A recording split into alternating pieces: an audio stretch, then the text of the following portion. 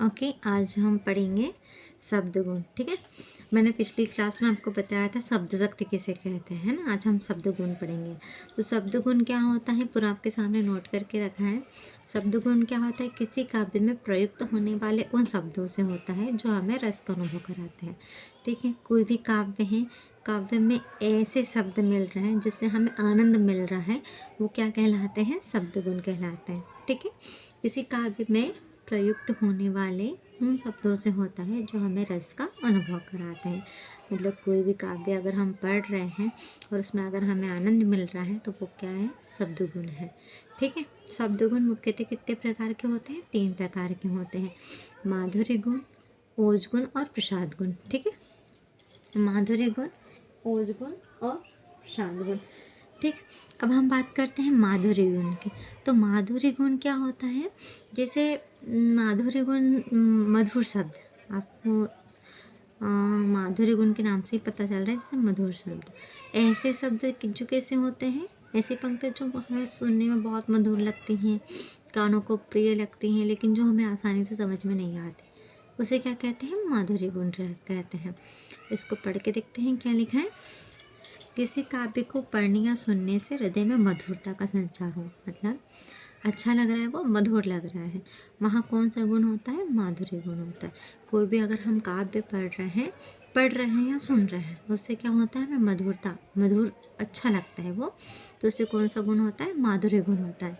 ठीक है, अभी किस में पाया जाता है, तो यह गुण विशेष रूप से शांत और करुण रस में पाया जाता है, श्रृंगार रस में भी पाया जाता है। ठीक है, शांत रस, करुण रस, श्रृंगार रस और हास्य रस, इनमें भी पाया जाता है। माधुर्य गुण युक्त काव्य को कानों को प्रिय लगने वाले मृदु वर्णों का प्रयोग होता है। ठीक है, इसमें मृदु वर्णों का प्रयोग होता है, कठोर वर्णों का प्रयोग नहीं होता है। ठीक है, क्या होगा, माधुर्य गुण ऐसा काव्य जिसको पढ़ने या सुनने से जो हृदय है उसमें कैसा मधुरता का संचार हो और जो कानों को प्रिय लगे। ठीक है, और किस में पाया जाता है, शांत रस, करुण रस, हास्य रस और श्रृंगार रस में पाया जाता है, उसे क्या कहते हैं, माधुर्य गुण कहते हैं। अब कुछ गुण, माधुर्य गुण के हम लक्षण देखेंगे। ठीक है, माधुर्य गुण के लक्षण में क्या आएगा, देखो माधुर्य गुण के जो लक्षण होते हैं, जैसे हम माधुर्य गुण को उदाहरण में पढ़ेंगे ना, तो इसमें लंबे लंबे समासिक शब्द नहीं होंगे, मतलब एक ही शब्द बहुत लंबा हो, वैसे नहीं होता है ना, छोटे छोटे शब्द होते हैं। तो क्या होता है, माधुर्य गुण के काव्य में लंबे लंबे समासिक शब्दों का अभाव होता है, पदों का अभाव होता है। जैसे बड़े बड़े पद नहीं होते जिसको हमें पढ़ने में दिक्कत आती है, वैसे पद नहीं होते, छोटे छोटे रहते हैं। वाक्य कैसे होंगे, मधुर होंगे, वर्ण कैसे होंगे, मधुर होंगे।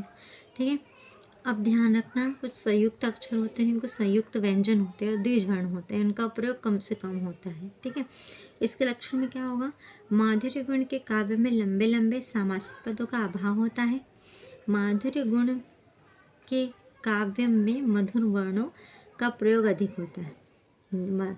माधुर्य गुण है तो क्या होगा, मधुर वर्णों का प्रयोग ज़्यादा होगा। अब माधुर्य गुण के काव्य में संयुक्त अक्षर हो गया, फिर संयुक्त व्यंजन हो गया, और एक बात ध्यान रखना, ट वर्ग। ट वर्ग मतलब क्या है, जो ट, ठ, ड, ढ, ण, ये जितने भी वर्ण हैं इनका प्रयोग बहुत कम से कम होता है, बहुत कम होता है। ठीक है, माधुर्य गुण युक्त काव्य में सामान्यतः वैदर्भी रीति। वैदर्भी रीति मतलब क्या होता है, ऐसी रीति जिसमें हम क्या करते हैं, मधुर वर्णों का प्रयोग करते हैं, कोमल वर्णों का प्रयोग होता है, उसे क्या कहते हैं, वैदर्भी रीति कहते हैं। तो माधुर्य गुण में कौन सी रीति का प्रयोग होगी, वैदर्भी रीति का प्रयोग होगा। ठीक है, इसका उदाहरण देखो, बसो मेरे नैनन में नंदलाल, सावरी सूरत मोहिनी मूरत, नैना बने विशाल। ठीक है, देखो हम माधुर्य गुण पढ़ते हैं। काव्य वैसे काव्य मतलब शब्द गुण क्या होता है, जिसमें हमें ऐसा काव्य जिसमें क्या होता है, हमें आनंद प्राप्त होता है, उसे क्या कहते हैं, काव्य गुण कहते हैं। ठीक है, कितने प्रकार के होते हैं, माधुर्य गुण हो गया, ओज गुण हो गया और प्रसाद गुण हो गया। ठीक है, माधुर्य गुण क्या होते हैं, माधुर्य गुण क्या होता है, ऐसा काव्य जिसको हमें पढ़ने में मधुरता, हृदय में मधुरता का संचार हो, कर्ण प्रिय हो, कानों को अच्छा लगता हो, लंबे लंबे सामासिक पदों का अभाव हो, संयुक्त अक्षर, संयुक्त व्यंजनों, ट वर्ग का कम से कम प्रयोग हो। ठीक है, ऐसे और इसमें कौन सी रीति का प्रयोग होता है, वैदर्भी रीति का प्रयोग होता है। ये हो गई आपके माधुर्य गुण की बात। अब हम बात करते हैं ओज गुण। ओज गुण का प्रयोग मुख्य इसमें क्या होता है, वीर रस में होता है। वीरस में प्रयोग होता है। ठीक है, अब इसकी परिभाषा देखो। ऐसी काव्य रचना जिसको पढ़ने या सुनने से मन में उत्साह, उल्लास और भावों में गतिशीलता आ जाती है। ठीक है, ऐसा काव्य जैसे हमने पढ़ा था ना, बुंदेलहर बोलो कि हमने सुनी कहानी थी, कुलड़ी मुर्दानी वो तो झांसी वाली रानी थी। ऐसा काव्य जिसको पढ़ने से ही मन में क्या हो रहा है, उत्साह का संचार हो रहा है। ठीक है, गतिशीलता आ रही, हम एक्टिव हो रहे हैं, या कुछ ऐसी बात हो सुनकर हम मोटिवेशनल हो, मतलब मोटिवेशनल बातें सुनकर। ओज गुण में क्या होता है, मोटिवेशनल चीज़ होती है। ठीक, ये किस में होता है, ओज गुण में मैक्सिमम बीरस होता है। बीरस का स्थायी भाव क्या होता है, उत्साह। ठीक है, ऐसा काव्य, ऐसी काव्य रचना जिसको पढ़ के मन में उत्साह का भाव संचार होता है, उसे क्या कहते हैं, ओज गुण कहते हैं।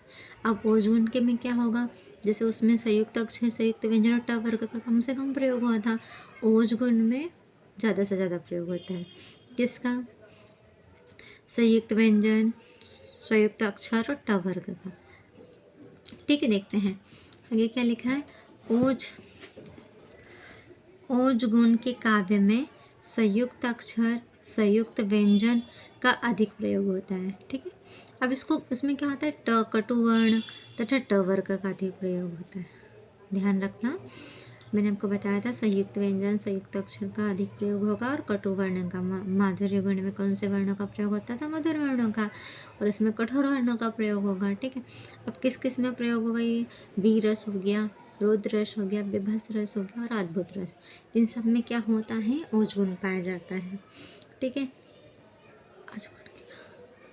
ठीक है, ओज गुण के काव्य में कौन सी रीति होती है, गोंडी रीति होती है। ओज गुण के काव्य में गोंडी रीति का प्रयोग होता है, मतलब कठोर वर्ण वाले, कठोर जो वर्ण होते हैं उसका प्रयोग होता है। तो कौन सी रीति में आती है, गोंडी रीति में। माधुर्य गुण में कौन सी रीति होती है, वैदर्भी रीति होती है। ठीक है, इसका उदाहरण देख लीजिए।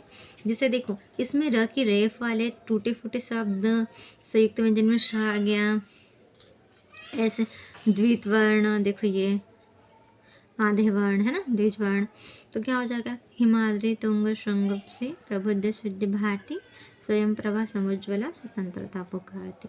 इसमें बीरस का प्रयोग हुआ है। ठीक है, अब बुंदेला हरबोला वाला भी कर सकते हैं। ठीक है, आप प्रसाद गुण की बात करते हैं।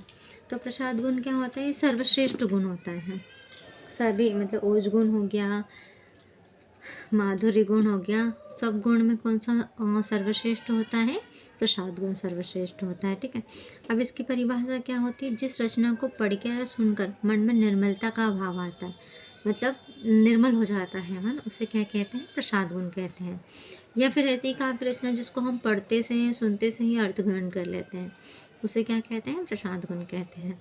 देखो, ऐसी काव्य रचना जिसको सुनते ही या पढ़ते ही तुरंत अर्थ ग्रहण हो जाता है, उसे प्रसाद गुण युक्त रचना कहते हैं। ठीक है, जो हमें सीधे समझ में आ जाती हैं, जिसके अर्थ को समझने के लिए हमें ज़्यादा मेहनत नहीं करनी पड़ती, सीधे अर्थ का बोध हो रहा है, सीधे अर्थ ग्रहण हो रहा है, उसे क्या कहेंगे, प्रसाद गुण कहेंगे। प्रसाद गुण के भी कुछ लक्षण होते हैं।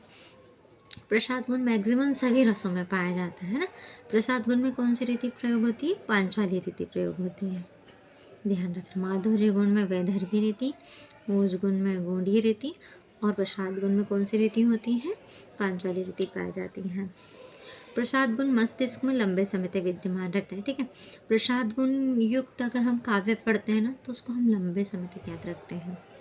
ठीक है, जैसे उदाहरण देखिए, हे प्रभु आनंद दाता ज्ञान हमको दीजिए, शीघ्र सारे दुर्गुणों को दूर हमसे कीजिए।